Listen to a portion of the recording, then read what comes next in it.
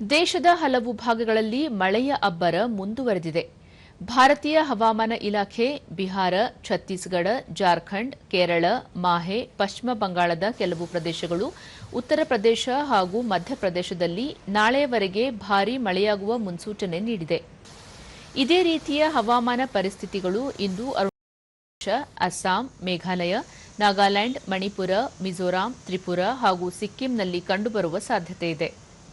ಇದಲ್ಲದೆ ಮುಂದಿನ 2 ದಿನಗಳಲ್ಲಿ ಅಂಡಮಾನ್ ಮತ್ತು ನಿಕೋಬಾರ್ ದ್ವೀಪಗಳು, ಆಂಧ್ರಪ್ರದೇಶ, ತಮಿಳುನಾಡು, ಪುದುಚೇರಿ ಹಾಗೂ ಕಾರೈಕಲ್ನಲ್ಲಿ ಸಿಡಿಲು, ಗುಡುಗು ಸಹಿತ ಮಳೆ ಹಾಗೂ ಬಿರುಗಾಳಿ ಬೀಸುವ ಸಾಧ್ಯತೆ ಇದೆ ಎಂದು ಇಲಾಖೆ ಎಚ್ಚರಿಕೆ ನೀಡಿದೆ.